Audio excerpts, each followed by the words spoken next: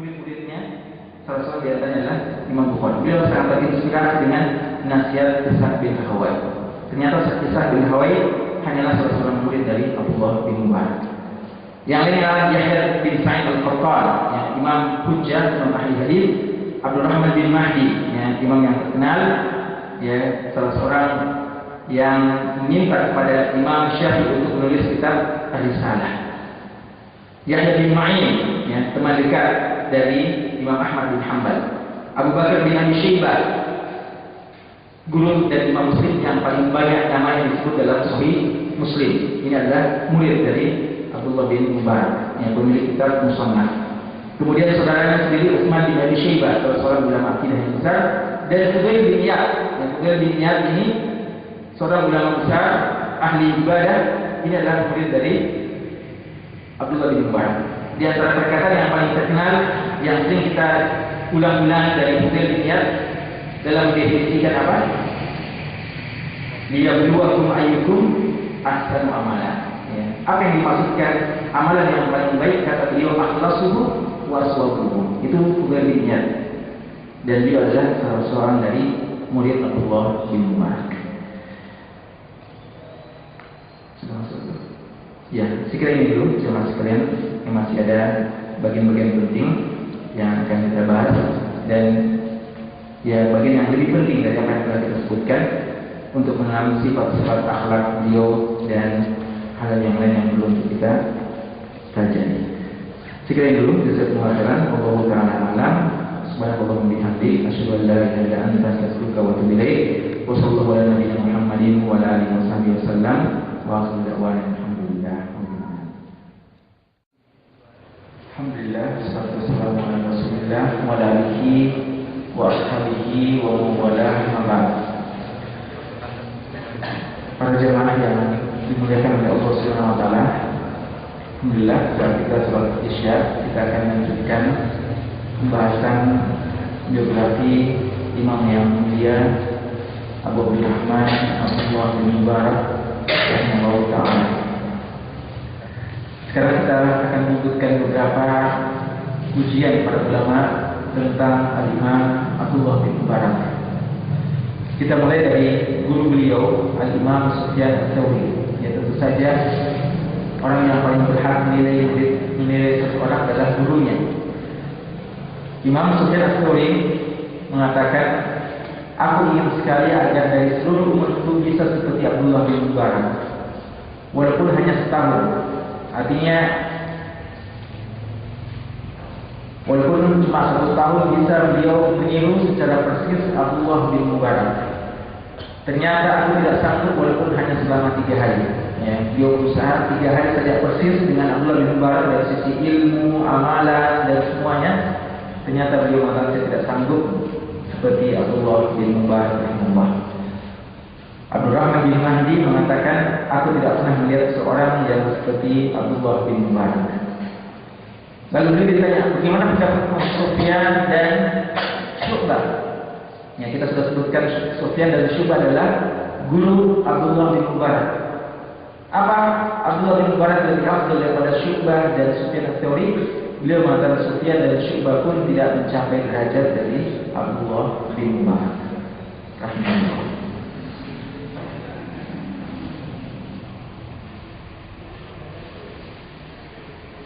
Sufyan bin Uyainah mengatakan, Imam Abdullah bin Mubarak adalah alimnya dunia ini, bagian timur dan bagian barat, dan yang berada di antara keduanya. Artinya dia adalah imam seluruh dunia, yang bukan cuma imam di timur dan imam barat. Kan dulu mereka biasa bagi timur dan barat, seperti Imam Khatib al-Baghdadi. Imam Khatib al-Baghdadi itu dikenal sebagai Hafizul Masyriq, ya, hafiznya di daerah timur. Sedangkan siapa hafiznya di daerah barat? Dia adalah Al-Imam Ibnu Abdul Bar. Ya, beliau itu bermukim di Spanyol, ya, Imam Ibnu Abdul Bar.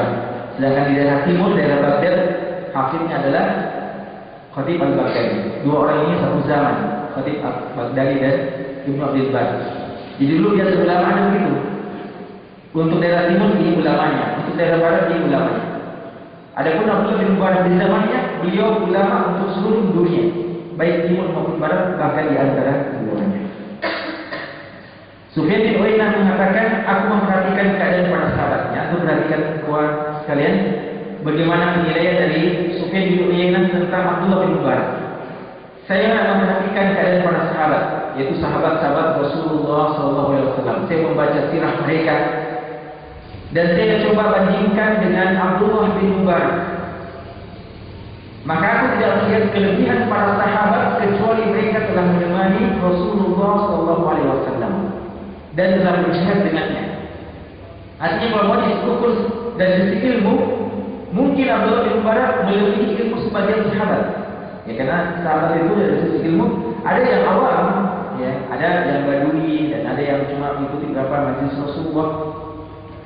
Dari sisi ibadah pun, ya, Abdullah bin Mubarak tidak kalah dari sebagian sahabat.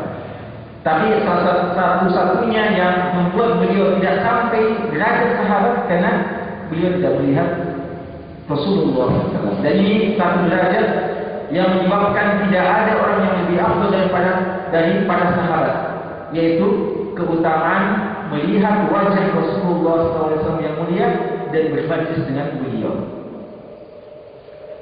Oleh karena itu, Abdullah bin Mubarak, ya, tokoh kita ini pernah ditanya, bagaimana pendapatmu, mana yang lebih afdal, Umar bin Abdul Aziz atau Muawiyah bin Abi Sufyan? Yang kita tahu Umar bin Abdul Aziz ini khalifah yang dianggap sama dengan Umar bin Khattab, tapi beliau bukan sahabat tabi'in. Sedangkan Muawiyah bin Abi Sufyan seorang sahabat yang mulia, cuma banyak yang membicarakannya, terutama orang Syiah. Artinya banyak yang menganggap ada aibnya dan seterusnya. Ada orang yang tanya Abdullah bin Mubarak, bagaimana pendapatmu, yang mana yang lebih utama?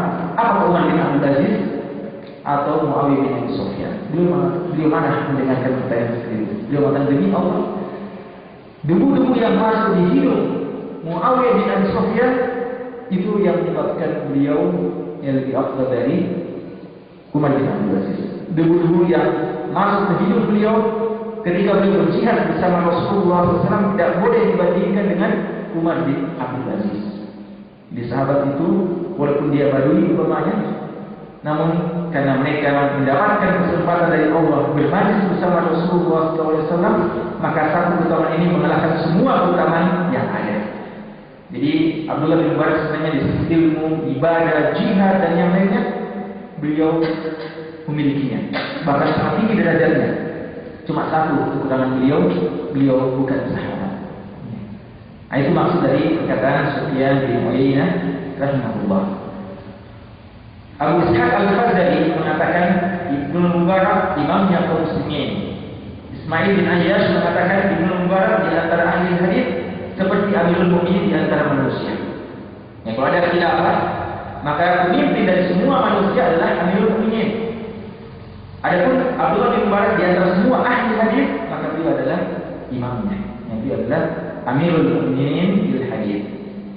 Nasai, Imam Nasai, penulis kitab Sunan Nasai mengatakan, kami tidak mengetahui di masa Abdullah bin Mubarak yang lebih mulia dan lebih tinggi kedudukannya dari beliau, serta yang lebih banyak mengumpulkan kebaikannya. Artinya semua kebaikan apa saja kita sebutkan kebaikan pasti dimiliki dan dilakukan oleh Abdullah bin Mubarak. Nanti akan kita buktikan. Ya, tidak ada satu kebaikan kecuali Abdullah bin Mubarak melakukannya, bahkan menjadi imam pada kebaikan tersebut. Hasan bin Isa mengatakan, ya, Hasan bin Isa menceritakan pernah pada suatu hari para ahli hadis berkumpul, bermajlis dan bersepakat, mari kita coba hitung-hitung kebaikan-kebaikan dan kelebihan dari Abdullah bin Mubarak. Mulailah mereka menghitung satu persatu. Mereka katakan ilmu, jelas, fikihnya, adabnya, ya, adab ini ilmu sastra bahasa Arab, nahunya, bahasa pembahasan bahasa Arabnya, zuhudnya, syairnya, kefasihannya, waraknya, insafnya. Waraknya berhati-hati, ya, berhati-hati, artinya menghindarkan dirinya dari hal-hal yang syubhat. Insafnya, beliau seorang yang sangat insaf, ya, insaf dalam artian objektif dalam penilaian. Beliau tidak berlebihan dalam menilai sesuatu. Beliau senantiasa jujur dan adil, objektif. Qiyamul lailnya, ibadahnya, hajinya, jihadnya, keberaniannya, ketangkasannya berkuda, kekuatan fisiknya, meninggalkan perkataan yang sia-sia dan tidak banyak berselisih dengan teman-temannya. Semua ini ada pada Abdullah bin Mubarak. Jadi mereka cuma ternyata semua kebaikan dimiliki oleh Abdullah bin Mubarak. Mungkin ada di antara imam-imam terkenal dari satu sisi, tapi sisi yang lain tidak menonjol. Adapun Abdullah bin Mubarak, semua kebaikan yang ada dia telah miliki. Karena itu tidak berlebihan. Imam Ibnu Hajar dalam Tafsirut Tahdhib mengatakan, jumi'at fi khisalul khair, telah dikumpulkan pada semua jenis kebaikan. Semua jenis kebaikan ada pada Abdullah bin Mubarak. Bagaimana kualitas ilmu beliau? Keluasan ilmu dan kekuatan hafalannya. Beliau mengatakan, tidak pernah aku menyimpan suatu ilmu di hatiku lalu dia mengkhianatiku. Artinya kalau beliau men-save suatu ilmu lalu memorinya tidak pernah salah. Beda dengan kita, hafalan Quran saja tidak gangguan kadang. Hafalan hadis yang baru kita hafal, ketika kita mengeluarkan masih salah-salah. Beliau mengatakan, sejak saya menyimpan suatu ilmu di hatiku tidak pernah dia mengkhianatiku. Nuaim bin Muhammad menceritakan pernah ayahnya mengancam, pernah bapak beliau mengancam, mungkin ancaman sekedar ancaman saja. Bapaknya mengatakan, saya akan bakar kitabmu semua. Beliau mengatakan tidak apa-apa, karena semua kitab-kitab itu sudah ada di dadaku. Jadi tidak masalah. Kalau kita diancam semua kitab saya akan bakar, kelasnya sudah tidak bisa lagi kita tampil di depan umum. Karena ilmu kita cuma di kitab. Atau seandainya laptop kita diambil, dicuri umpamanya, atau datang virus dan seterusnya, sudah kita minta izin untuk beberapa waktu yang tidak tampil dulu. Karena kita mau kembalikan dulu ilmu yang ada di komputer tersebut. Padahal tilka ayatun bayyinatun fi suduril ladzina utul ilm. Ilmu itu memang tidak ada. Ilmu pada ulama kita itu tidak ada. Dan begitu juga Imam Bukhari, Imam Taala dan imam-imam yang lainnya. Ini persoalan kekuatan hafalan beliau. Fudalah Tunisi mengatakan, aku telah menghadiri majlis para ahli hadis di Kufah, di daerah Irak. Dan jika mereka berselisih pendapat tentang sebuah hadis, maka mereka berkata, perintahkanlah untuk mendatangi dokter ini. Beliau dianggap dokternya hadis, agar kita bertanya kepadanya. Jadi para ahli hadis kalau berselisih pendapat, maka rujukan mereka adalah Abdullah bin Mubarak. Yahya bin Adam mengatakan, jika aku mencari masalah yang sangat pelik lalu aku tidak mendapatkannya di buku-buku Abdullah bin Mubarak, maka aku berputus asa bisa mendapatkan jawabannya. Artinya saya yakin tidak bisa didapatkan jawabannya kalau di buku Abdullah bin Mubarak tidak ada penjelasannya. Di bukunya dianggap buku yang sangat lengkap membahas. Jadi kalau tidak ada di situ, maka tidak usah cari di tempat lain. Ibnu Layyah berkisah bahwa Harun al-Rasyid, Harun al-Rasyid ini khalifah di zaman beliau. Tadi kita sebutkan beliau lahir di masa kekhilafan siapa? Hisham bin Abi Malik. Tapi nanti pada saat beliau wafat di zaman pemerintahan Harun al-Rasyid. Harun al-Rasyid suatu waktu memutuskan untuk mengeksekusi seorang zindik. Zindik adalah seorang yang pada hakikatnya kafir, tapi ngaku sebagai seorang muslim. Ngaku sebagai seorang muslim untuk merusak agama dan dalam. Orang ini mau dibunuh, mau dijatuhkan hukuman mati. Dia bilang, apa gunanya kamu bunuh saya?